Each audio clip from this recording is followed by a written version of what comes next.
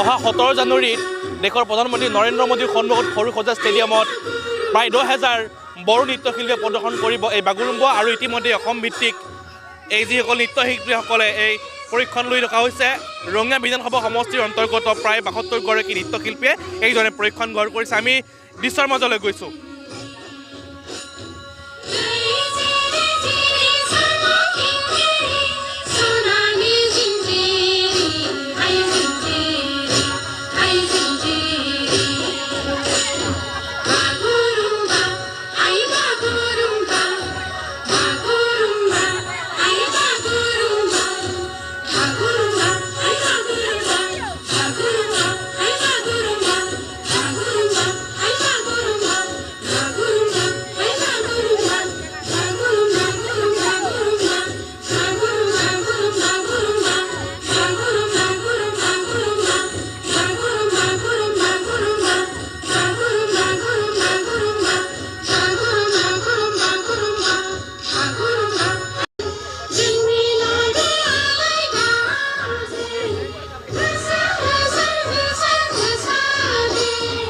আৰু এই পৰীক্ষণ যিহেতু অভিজ্ঞ পৰীক্ষকৰ দ্বাৰা পৰীক্ষণ দি থকা হৈছে, আমি কিছু মতামত ল'ব যে কি ধৰণে পৰীক্ষণ দিছে, কিমান গৰাকী ইয়াত নৃত্যশিল্পী আছে।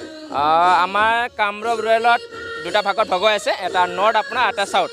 এটা আমাৰ দুটাই নৰ্থ আৰু চাউথে আমাৰ 600কৈ অধিক আমাৰ আৰ্টিষ্ট আছে। আমাৰ ইয়াতে কামৰূপত মানে নৰ্থ কামৰূপত আপোনাৰ আমাৰ কমলপুৰ LAC আৰু ৰঙিয়া LAC দুটা আমি একেলগে হৈ ইয়াতে প্ৰশিক্ষণ দিয়া হৈছোঁ। আমি ইয়াতে আমাৰ 109 গৰাকী আমাৰ ইয়াতে আৰ্টিষ্ট আছে। আমি ইয়াতে 3 দিন 8, 9, 10 3 দিন আমি ইয়াতে প্ৰশিক্ষণ চলি আছোঁ। আজি আমাৰ দ্বিতীয় দিন, অহাকালি আমাৰ সামৰণি পৰিব। আৰু এই ধৰণে অভিজ্ঞ পৰীক্ষকৰ দ্বাৰা পৰীক্ষণ দি থকা হৈছে। ইয়াত সমজিলা আয়ুক্তগৰাকীও আছে।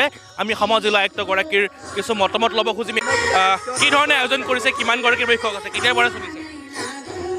আপোনালোকে সকলোৱে নিশ্চয়কৈ গম পাইছে যে বড়ো জনগোষ্ঠী বা বড়ো সমাজৰ যি এক হেঁপাহৰ সংস্কৃতি অহা 17 জানুৱাৰী তাৰিখে আমাৰ ভাৰতবৰ্ষৰ প্ৰধানমন্ত্ৰী নৰেন্দ্ৰ মোদী মহোদয়ৰ সন্মুখত সৰুসজাই ষ্টেডিয়ামত প্ৰদৰ্শন কৰা হ'ব। প্ৰায় তাত 10,000 শিল্পী থাকিব। আৰু এই 10,000 শিল্পীৰ ভিতৰত আমাৰ কামৰূপ জিলাৰ প্ৰায় 650 গৰাকী শিল্পী থাকিব।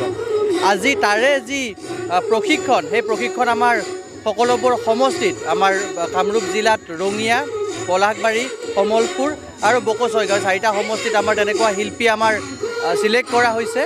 আৰু আজি আমাৰ ইয়াত ৰঙিয়াত বাৰ্মিজ ফিল্ডত ৰঙিয়া আৰু কমলপুৰ সমষ্টিত প্ৰায় 100 গৰাকী শিল্পীৰ প্ৰশিক্ষণ চলি আছে। ৰঙিয়াৰ প্ৰায় আমাৰ 72 আমাৰ গৰাকী শিল্পী আছে, 72 গৰাকী শিল্পী আছে। তাৰে ভিতৰত 69 গৰাকী আমাৰ নাচনী আৰু প্ৰায় 3জন আমাৰ ইনষ্ট্ৰুমেণ্টেলিষ্ট আছে।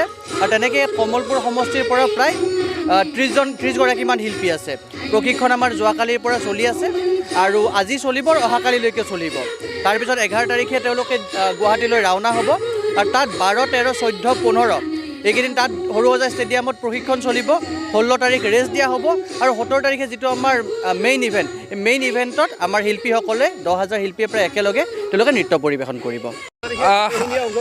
ইতিমধ্যে যিহেতু 17 তাৰিখে দেশৰ প্ৰধানমন্ত্ৰী নৰেন্দ্ৰ মোদী আহিব আৰু তেখেতসকলক এই ধৰণে প্ৰায় 10,000 গৰাকী নৃত্যশিল্পীয়ে বাগুৰুম্বা, অসমৰ বড়ো সম্প্ৰদায়ৰ যি নৃত্য বাগুৰুম্বা প্ৰদৰ্শন কৰিব। আৰু ইতিমধ্যে সমষ্টিভিত্তিক যিসকল পৰীক্ষণ সমাপন হৈছে, ৰাজ্যিক ভিত্তিকো সেয়া পৰীক্ষণ হ'ব। আৰু এই ধৰণে এইসকল যি নৃত্যশিল্পী আছে, বড়ো সম্প্ৰদায়ৰ নৃত্যশিল্পীসকলে অহা 17 জানুৱাৰী তাৰিখে দেশৰ প্ৰধানমন্ত্ৰী নৰেন্দ্ৰ মোদীৰ সন্মুখত নৃত্যশিল্পী পৰিব। স্বাভাৱিকতে সকলো উৎফুল্লিত হৈছে।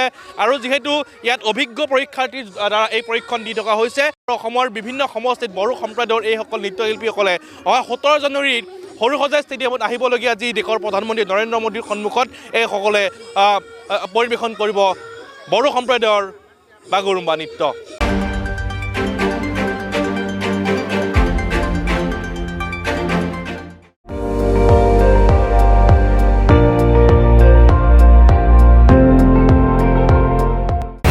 আপুনি চাই আছে ND24, সৰ্বশ্ৰেষ্ঠ নহয় সৰ্বোত্তমৰ দৌৰত।